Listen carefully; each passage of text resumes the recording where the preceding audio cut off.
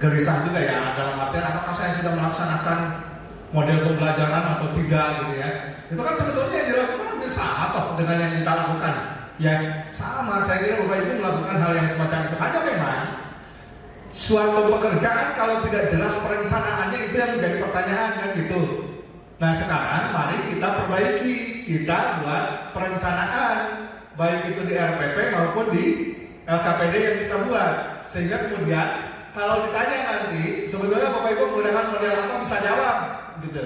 Ini loh model yang saya gunakan sintaknya ini kan gitu. Intinya itu kok. Jadi yang terlalu nanti beberapa yang model-model yang lain akan coba kita lihat sama-sama ya berkaitan dengan apa namanya model-model pembelajaran yang biasa digunakan oleh kita semua.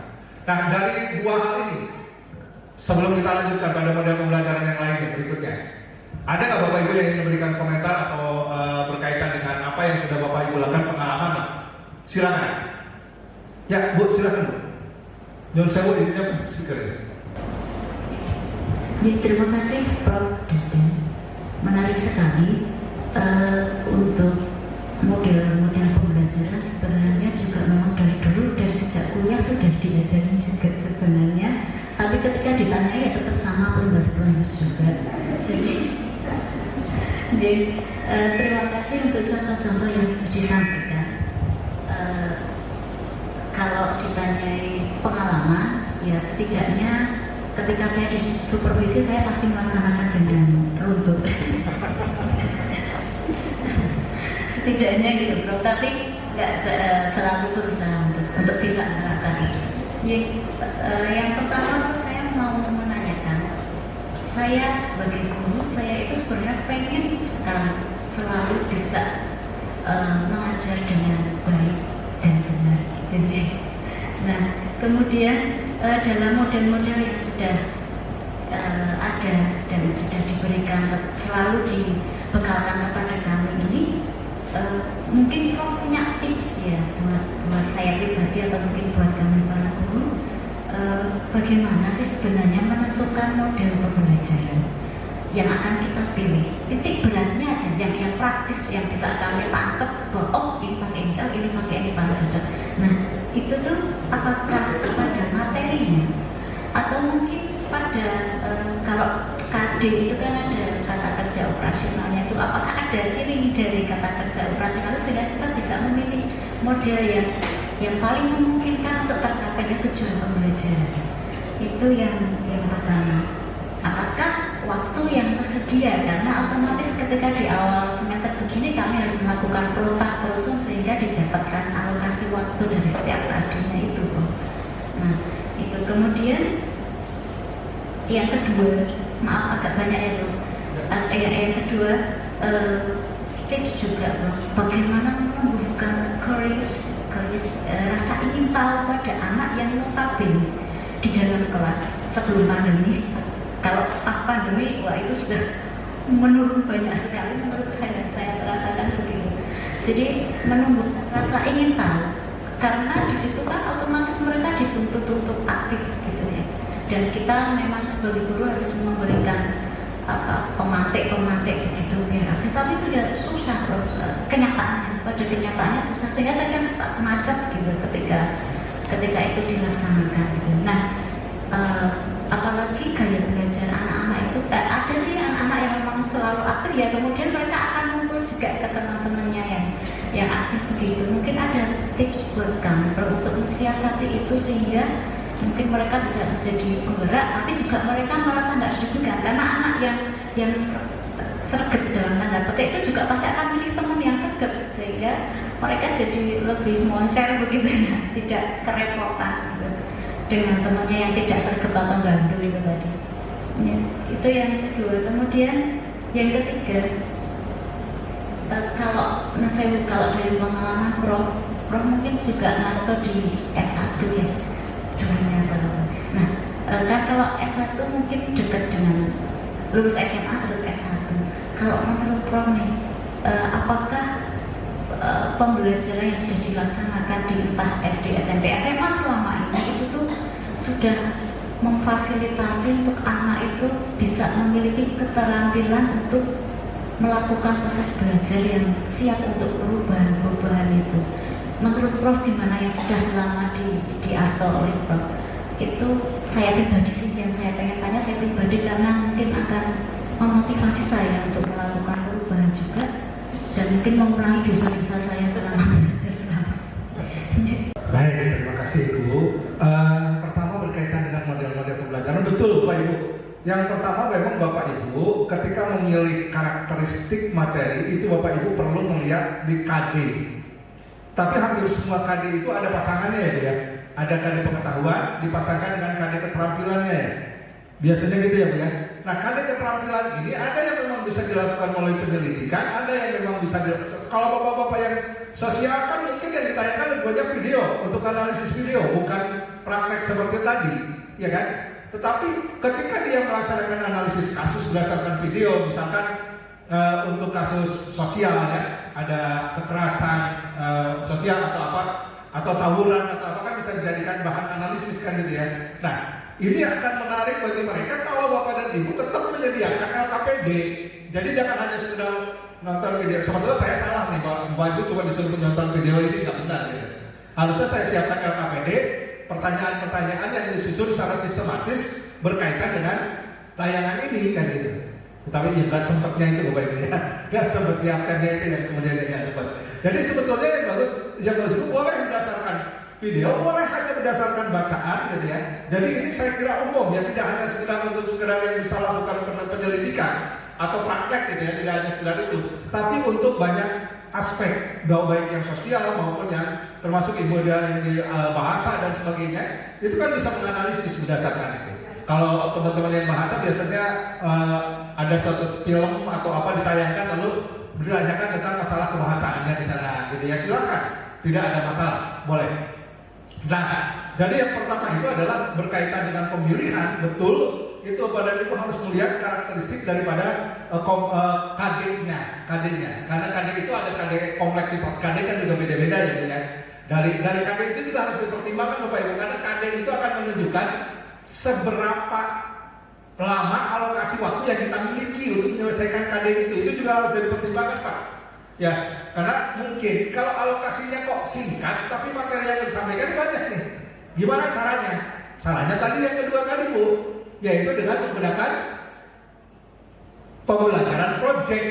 Gara-gara project itu dilakukan, ya project ya, kalau nanti karakter project nanti akan kita bahas. Kalau kemudian kita itu nggak punya cukup waktu, misalkan untuk bisa menjelaskan itu atau melaksanakan eksperimen itu atau melaksanakan kegiatan itu di kelas, maka biarkan mereka melakukannya adalah di rumah, lalu kemudian mereka melaporkan pada saat kita melaksanakan pembelajaran. Maka muncullah yang namanya pembelajaran project based learning, diprojekkan kepada mereka. Contohnya kalau Bapak dan Ibu yang sosial atau yang lain mungkin bisa disuruh berkaitan dengan apa Pak, biasanya mewawancarai RT atau tokoh masyarakat gitu ya Bapak Ibu ya. Itu kan sifatnya project, atau Bapak Ibu disuruh pergi ke pasar yang ekonomi ya dan sebagainya. Silakan, itu adalah konteksnya project.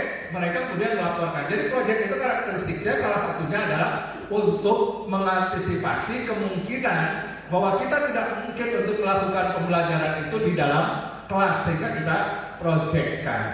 Nah, ketika mereka project itu biasanya mereka senang loh Pak. Ya kan? Mereka senang ya, meskipun banyak diantaranya merasa terpaksa atau mungkin asal bikin laporan. Gimana caranya untuk mengantisipasi kayak gini?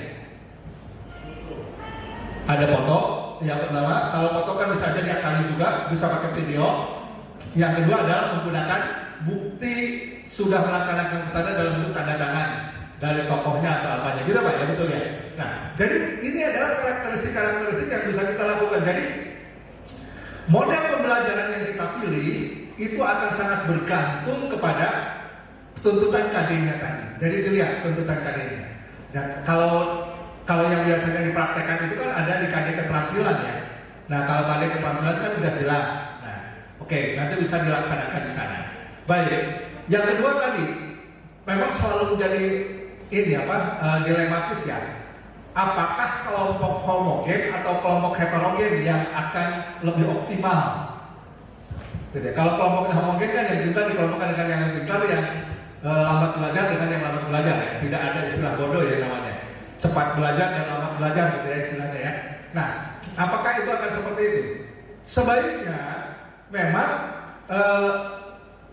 ada untung ruginya. Kalau kemudian keuntungan kita mengelompokkan dengan kelompok yang homogen, maka akselerasinya bagi kelompok yang tinggi bisa cepat.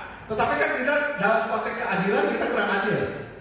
Oleh karena itu maka untuk kita sebaiknya lebih baik kita gunakan kelompok yang sifatnya heterogen. Jadi disinilah akan ada realitas kehidupan yang sesungguhnya dirasakan pada mereka.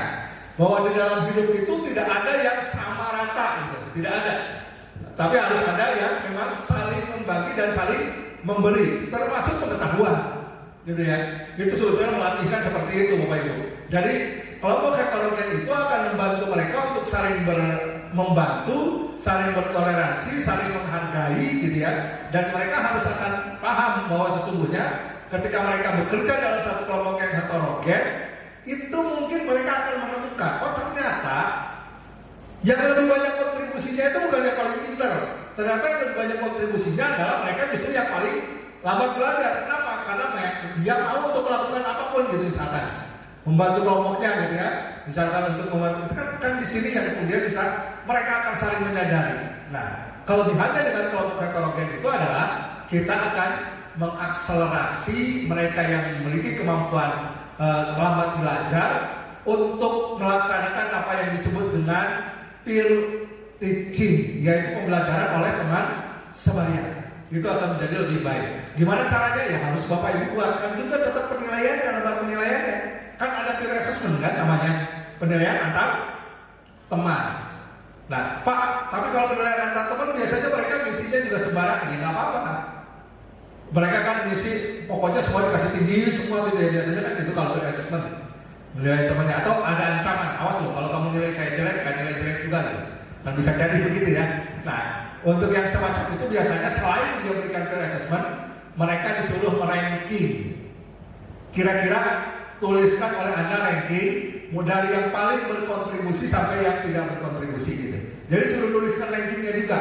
Selain peer assessment yang kita berikan, nulis ranking, dan kan kalau ranking mereka akan lebih fair. Meskipun yang pertama mengatakan saya sebagai nomor 1 dulu, tapi kan yang lain belum tentu dia memilih nomor 1. Nanti ketika di rata-rata akan kelihatan siapa yang paling berkontribusi menurut kelompok itu. Bisa dipahami ya Bapak Ibu? Jadi itu adalah salah satunya untuk melihat siapa yang paling berkontribusi. Atau kalau Bapak dan Ibu mau, ya bisa saja mereka membuat projectnya itu sambil dipoto di video gitu ya, di video, lalu kemudian mereka suruh upload di YouTube. Bapak Ibu tinggal buka mereka suruh masukkan alamat YouTube aja, mereka senang sekali tuh kalau kegiatan mereka masukkan ke YouTube. Sambil mereka melatih mereka membuat konten kreator sebagai YouTuber gitu ya. Gitu ya Bapak Ibu ya. Bapak Ibu sudah pernah kan mengupload konten Bapak Ibu ke YouTube? Sudah ya, ketika apa? TikTok kan? Oke, baik. Jadi itu yang melatih mereka kan menjadi konten kreator. Itu salah satunya adalah aktivitas mereka masukkan di YouTube. Yang positif lah gitu ya. Itu saya begitu ya Bu ya.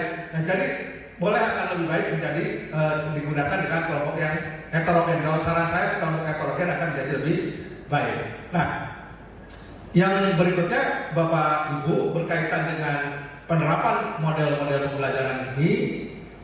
Sekali lagi kalau Bapak dan Ibu sudah selama ini melaksanakan, sebetulnya kan hanya tinggal administratifnya dilengkapi sama ini.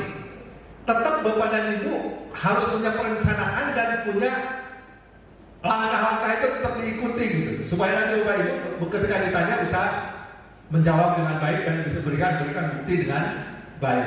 Jadi saya kira percayalah Bapak Ibu, kalau Bapak dan Ibu sudah melatihkan itu pada siswa dan mereka terbiasa dengan itu di seluruh mata pelajaran, maka insya Allah saya kira kalau Bapak Ibu bervariasi pada pokok bahasan ini saya gunakan NKRI, pada pokok bahasan ini pakai Discovery, pada pokok bahasan ini pakai Project Based Learning.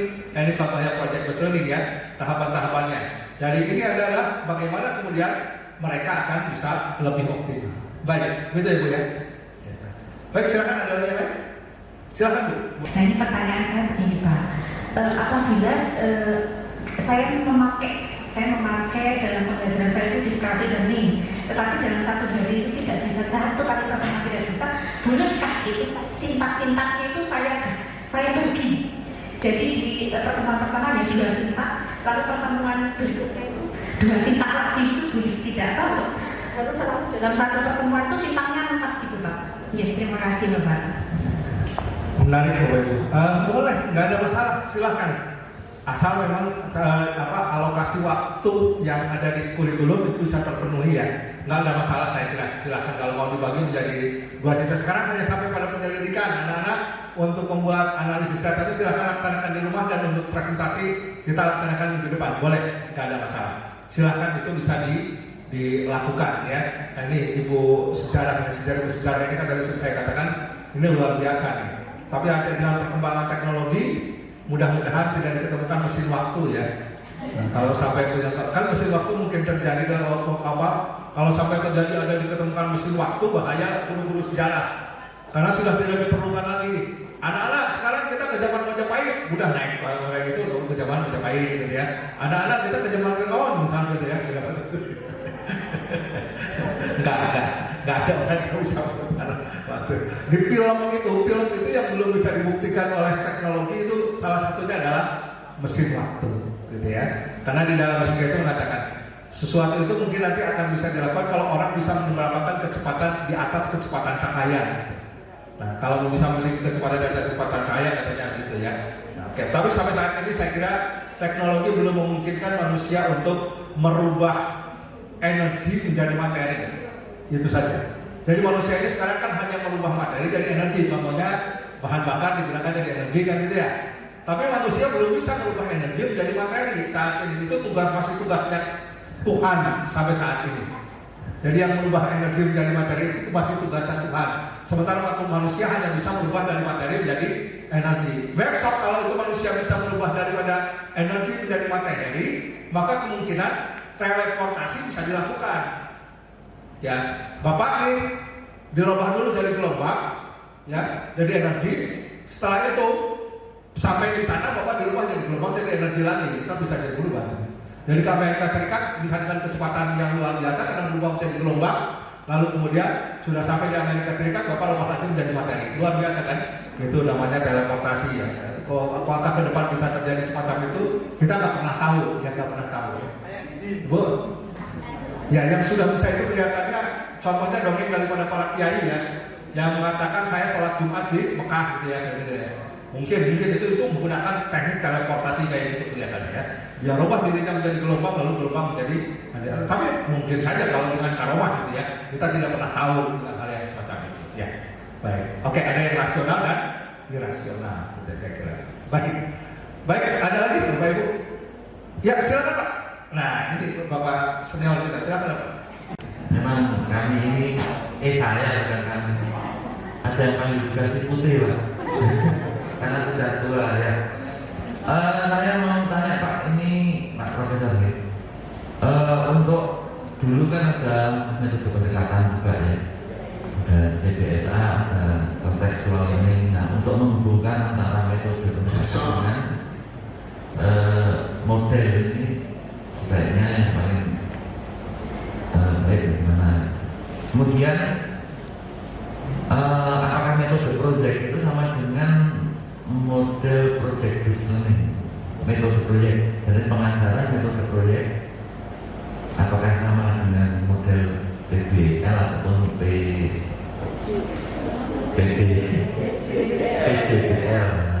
Itu aja, makasih. Baik Bapak Ibu, kalau berbicara tentang model pembelajaran itu sangat banyak. Kalau CBSA, lalu kemudian kontekstual, itu namanya pendekatan. Jadi kayaknya di problem based semuanya ini adalah termasuk dalam pendekatan kontekstual, gitu ya pendekatannya. Termasuk tadi scientific method itu sebetulnya pendekatan, namanya pendekatan karena di sana ada 5M. Problem based learning, project based learning, ini kayaknya semuanya ada 5M-nya Pak di sana. Ya bisa dipahami bedanya Bapak Ibu ya. Jadi ada pendekatan, ada metode model, metode teknik dan seterusnya. Nanti akan kita, kalau teknik ceramah dan sebagainya itu adalah metode ya. Nanti kita akan lihat. Nah jadi Bapak dan Ibu, termasuk CBSA, yaitu cara belajar siswa aktif, itu adalah berkaitan dengan bagaimana salah tadi dengan itu basisnya aktif learning. Ya, jadi bagaimana mengaktifkan prinsipnya sama Pak. Prinsipnya sama yaitu bagaimana mengaktifkan siswa. Cuma dulu istilahnya CBSA, nggak tahu kalau di bahasa Inggrisnya nggak ada di sebetulnya. Cuma cara belajar sesuatu itu dibuat di dalam kurikulum supaya penekannya pada active learning. Ya, sebetulnya itu ya. Oke, baik. Nah, lalu kemudian berkaitan dengan pendekatan-pendekatan, kan nanti banyak kok jenis-jenis pendekatan yang ada kooperatif, dan kooperatif ini juga sangat banyak ya. Lalu kemudian ada yang namanya pembelajaran, dulu kita mengenal apa yang disebut pakem.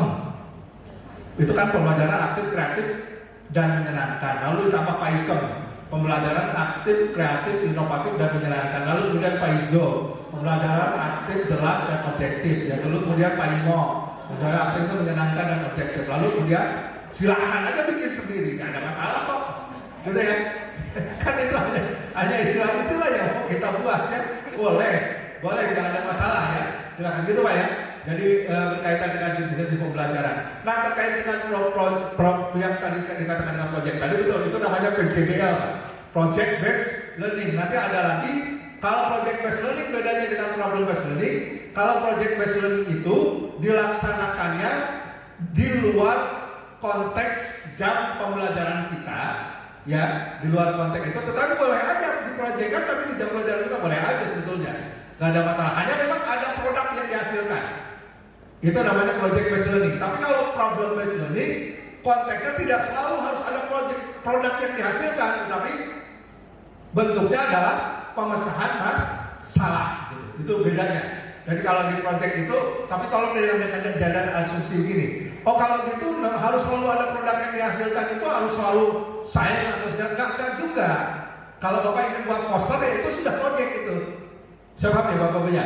Kalau Bapak-bapak yang kimia, PPKM misalkan, membuat poster tentang narkoba atau poster tentang kenakalan remaja dan sebagainya, mencegah kekerasan seksual misalkan, itu boleh, tidak ada masalah.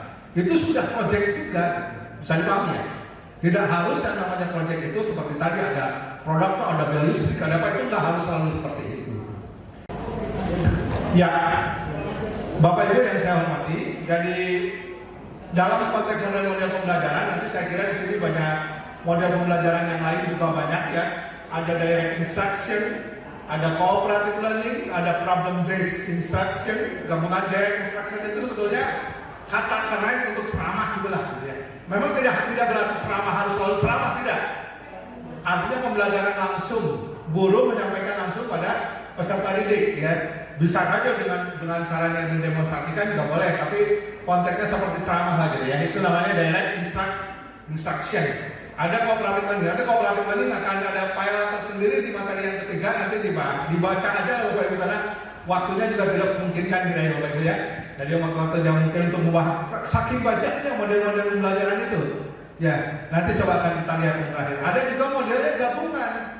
Jadi boleh nggak kita menggabungkan beberapa model dalam satu pembelajaran? Boleh, nggak ada masalah. Misalkan satu KD diajarkan dengan pertama direct instruction, lalu kemudian berikutnya menggunakan PBL, ada PJBL-nya. Satu kali kan ada KD yang gemuk gitu ya, ada KD yang kurus gitu ya, tergantung kurus gemuk ya. Kira-kira istilahnya apa kalau Bapak Ibu? Ya begitulah kira-kira, KD yang kaya dan KD yang miskin ya, tepat juga ya. Pokoknya ada yang banyak materinya, tapi ada yang hanya sedikit. Itu kan bisa dibagi-bagi, silakan, tidak ada masalah, gitu ya. Bapak Ibu nanti bisa gabungan juga boleh, silakan ya. Nah, jadi kalau Bapak dan Ibu nanti coba kita lihat ya berkaitan dengan ini contoh-contohnya nanti ada Bapak Ibu. Hanya nanti Bapak dan Ibu untuk sintak-sintak nanti silakan dibaca, meskipun fokusnya tetap pada yang 5 tadi, yaitu problem based learning, inquiry, project based learning, discovery, dan kemudian satu lagi kooperatif. Itu yang diminta. Mana yang paling cocok di antara itu silahkan dipilih, gitu ya. Tidak ada masalah.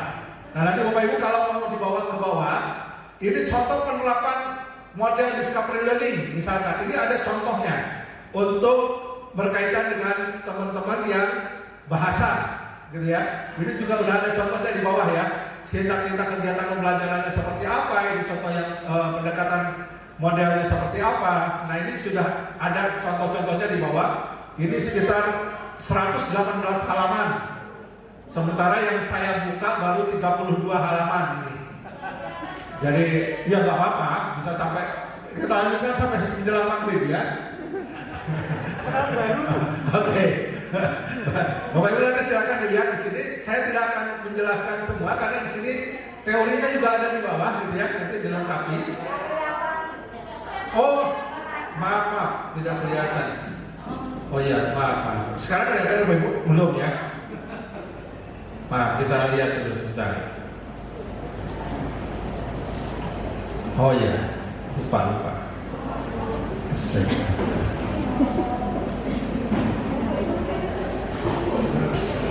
Lupa ya, kalau Bapak Ibu itu lebih senang yang benar-benar kelihatan.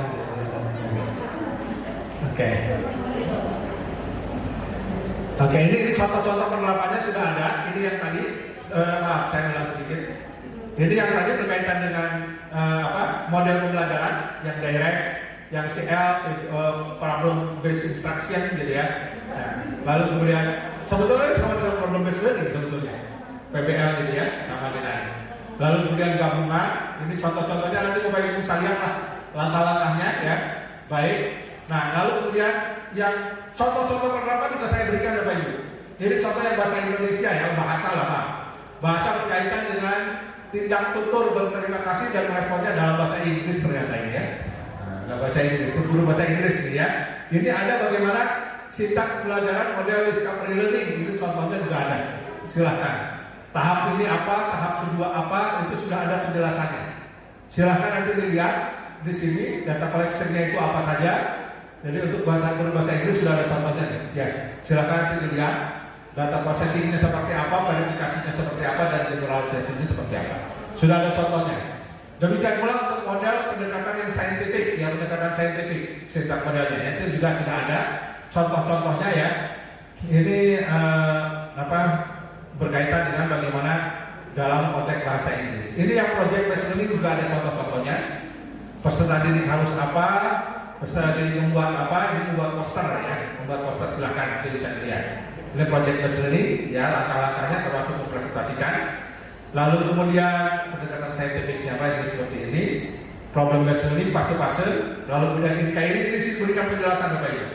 Jadi Bapak Ibu nanti tinggal dibaca silahkan ke bawah sudah ada.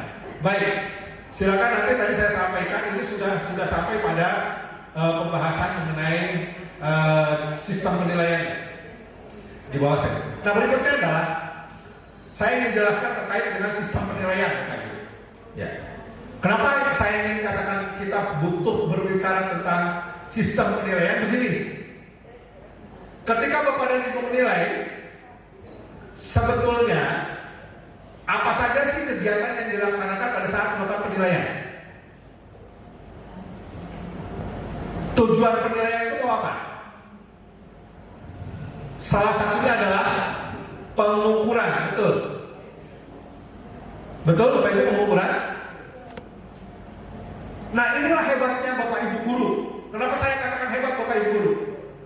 Bapak Ibu guru itu lebih hebat daripada insinyur sipil maupun orang teknik aeronautika sekalipun. Kenapa? Kalau orang sipil itu mengukur sesuatu benda, bendanya ada, alat ukurnya ada, betul? Orang yang berbicara tentang antariksa, jarak antar bintang aja bisa diukur. Kenapa? Karena alat ukurnya ada, minimal spektrum cahaya kan gitu. Bisa dilakukan karena ada ukurnya. Sekarang saya tanya Bapak Ibu mau ukur apa? Apa yang Bapak Ibu ukur? Pengetahuan? Pemahaman? Berpikir kritis? Pernah nggak lihat makhluk yang bernama pemahaman atau pengetahuan atau berpikir kritis? Kok berani-beraninya mau ukur? Kan sakti ini. Ini orang-orang sakti yang ada di hadapan saya ini. Mereka yang sehari-hari mengukur sesuatu yang abstrak, yang diukurnya nggak ada loh. Bayangin, ini luar biasa nih Bapak yang saya hadapi ini orang-orang sakti. Ya kenapa coba? Bapak Ibu mengukur apa? Mengukur pemahaman, mengukur segala macam kan gitu ya. Konteks yang sifatnya abstrak nggak ada. Oleh karena itu, meskipun abstrak, tapi yakin nggak kita di dalam diri bahwa itu ada? Yakin, kita ada itu yakin. Oleh karena itu salah satu caranya gimana supaya kita bisa mengukur sesuatu yang abstrak. Pertama, kalau bapak ada yang senang mancing Pak? Mancing kerusuhan, mancing keributan gitu. Ya. Mancing kalau di sungai, di kali gitu ya. Apalagi kalinya juga tidak kadang-kadang jarang kali yang bening ya, keruh ya biasanya ya. Nggak kelihatan tuh ikannya apa. Kalau mancing di kali itu Bapak Ibu, itu kan sembarang yang didapat diambil aja kan, betul. Tapi kalau mancingnya di kolam, kira-kira apa Pak? Supaya Bapak ingin ikan yang Bapak dapatkan itu sesuai dengan keinginan Bapak. Umpannya harus sesuai dengan jenis ikan yang mau kita pancing. Inilah kata kunci dalam pengukuran yang sifatnya abstrak, yaitu stimulusnya. Nah ini kalimatnya ya. Stimulusnya itu harus tepat dengan apa yang mau kita ukur. Contohnya mau ukur kemampuan analisis, ya harus benar soal stimulusnya itu untuk mengukur kemampuan analisis. Ini yang kata kuncinya. Ini yang disebut dengan istilah kerennya validitas. Mengukur apa yang seharusnya diukur gitu. Bisa dipahami Bapak Ibu ya. Jadi yang pertama adalah buatlah stimulus yang tepat sesuai dengan kata kerja operasional tadi Ibu sudah ngomong yang ada di KD. Ya kalau KD-nya menganalisis berarti soalnya harus minimal menganalisis. Itu sudah pernah Bapak Ibu pikirkan nggak ketika buat soal? Nah kalau gitu sembarangan mancing gitu, Bapak Ibu mancing di kolam di sungai, apapun yang dapat sikat aja gitu ya. Ingat, sebagai seorang guru kita seperti orang mancing di kolam punya tujuan. Karena itu kita harus berpikir betul, lihat KD-nya itu tentang apa. Berarti stimulusnya harus cocok untuk menganalisis, untuk mengukur seperti contoh soal analisis gimana Pak? Kalau soal analisis itu minimal ada stimulus dulu di soalnya. Contohnya apa? Bisa berupa grafik, bisa berupa gambar, bisa berupa tabel, bisa berupa kasus. Itu namanya stimulus. Nah dari sana dia akan menganalisis, ya, menganalisis contoh-contoh yang paling sederhana gini. Katakanlah jaring-jaring makanan lah. Bapak Ibu sudah tahu ya jaring-jaring makanan semua saya kira tahu ya. Jaring-jaring makanan ada mulai dari mana produsen, konsumen tingkat 1, tingkat 2, sampai kemudian dekomposer ya atau pengurai gitu ya. Gitu kan pernah tahu. Nah kalau hanya sekedar Bapak dan Ibu mengatakan produsen seperti itu tidak akan analisis. Contoh analisis itu gimana? Bapak misalkan hilangkan konsumen tingkat 2, lalu kemudian dia suruh analisis. Kalau konsumen tingkat 2 tidak ada, apa yang akan terjadi pada sistem? Contohnya konsumen tingkat 2, orang biologi ada Bapak ngajar biologi ya? Ada ya? Contohnya apa Bu? Konsumen tingkat 2. Contohnya jaring-jaring makanan apa Bu? Padi dimakan tikus dimakan ular gitu ya. Nah pertanyaannya, kalau ularnya dibasmi habis, apa yang akan terjadi dengan sistem? Di sana pilihannya kan banyak alternatifnya kan? Nah ini yang termasuk dengan kemampuan menganalisis mana yang paling tepat gitu. Bisa dipahami Bapak Ibu ya contohnya. Nah jadi itu adalah contoh kemampuan analisis. Kalau guru agama mungkin gini, apa yang akan terjadi apabila ya di dunia ini tidak ada orang jahat satupun. Iya. Disuruh dianalisis Pak, gimana tuh? Nah itu namanya menganalisis kan? Itu stimulusnya ada gitu ya. Stimulusnya ada. Atau seperti tadi ya, Vanessa Angel, latar belakangnya seperti ini, pernah terjerat kasus ini, ketika akhir hidupnya seperti ini, lalu kemudian sebelum hidupnya ada kebaikan-kebaikan yang dijelaskan. Lalu anak-anak berdasarkan kasus di atas, kira-kira apa kesimpulan Anda tentang orang ini dan apa alasannya? Kan gitu analisisnya. Apakah mau dikelompokkan orang baik? Apakah mau dikelompokkan orang tidak baik? Kan gitu ya, berdasarkan contoh-contoh kayak gitu. Silakan. Gitu. Padahal maksud kita adalah manusia itu bisa berbuat baik, bisa berbuat tidak baik. Jangan menjudgment orang yang berbuat tidak baik itu selalu tidak baik. Karena banyak yang mereka jahat tapi pada akhirnya menjadi masuk surga karena dia husnul khotimah, pada akhirnya menjadi baik. Tapi banyak juga yang akhirnya kelihatan baik-baik lalu kemudian pada akhirnya menjadi tidak baik. Gitu ya. Itu ya Bu ya. Itu kan menganalisis saya. Oke, jadi nilai apa yang mau diambil dari sana? Gitu contoh. Jadi boleh memunculkan kasus kalau teman-teman sosial agama silahkan. Gitu ya. Nah ini yang namanya sekali lagi penting untuk kita menyiapkan umpan yang tepat. Umpan itu berupa apa? Stimulus dan soal. Soal itu untuk apa? Soal itu untuk memancing agar kompetensinya mau terukur. Gitu. Yang kedua yang ingin saya sampaikan, sering ada kesalahan konsep. Mana yang masuk jenis tes, mana yang masuk bukan tes, non tes kan gitu ya. Ada instrumen tes, ada non tes.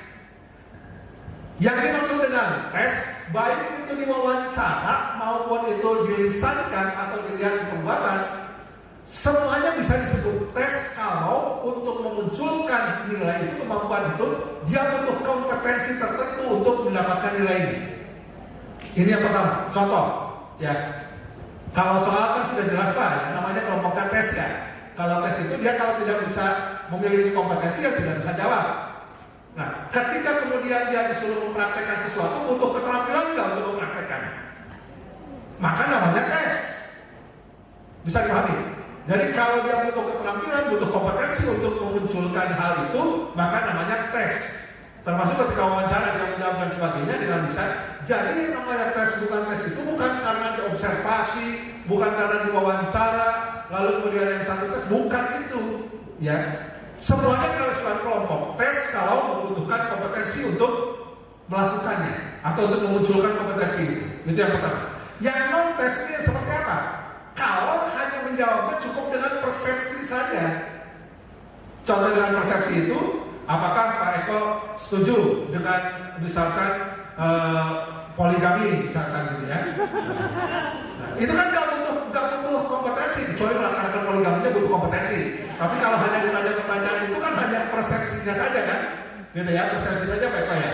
Jadi persepsi Pak Eko adalah setuju, sangat setuju, tidak setuju, itu kan persepsi namanya. Tidak butuh keterampilan komunikasi apa-apa gitu ya. Nah, kecuali kalau Bapak agama menanyakan bagaimana pandangan Anda tentang poligami. Tapi kalau kelompok pria itu ya nggak fair Pak.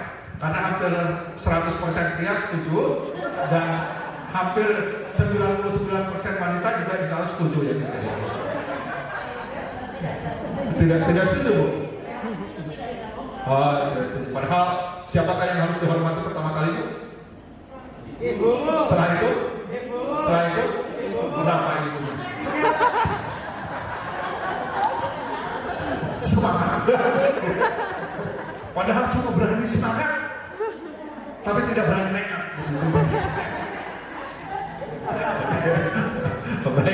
Baik, Bapak. Oke, jadi gitu Bapak Ibu ya. Oke, Bapak Ibu, masih sangat banyak yang ingin saya sampaikan sebetulnya. Bahkan ada materi slide yang ketiga, saya tunjukkan aja sedikit lah. Nanti kita coba lihat. Bapak Ibu yang di slide yang terakhir itu, hilang lagi Pak. Ya sebentar saya bukan. Sabar. Nah ini, yang ketiga ini yang berkaitan dengan pembelajaran kooperatif khusus karena ini bagian ketika yang ada di kurikulum kita yang dimodifikasi. Nanti Bapak baca nih ya. Saya yakin nggak akan dibaca. Saya yakin lah. Pokoknya ini saya berikan bahannya aja. Jadi Bapak Ibu kalau kira-kira mau menerapkan silakan dilihat. Jadi macam-macam pembelajaran kooperatif yang dimodifikasi, tipe-tipenya mulai daripada start, yang dimodifikasi semua ini lah ya, dikaitkan dengan kurikulum terbaru itu. Nanti dilihat kan ya, start lalu kemudian bagaimana dimodifikasinya itu sudah ada di sini, silakan dibaca.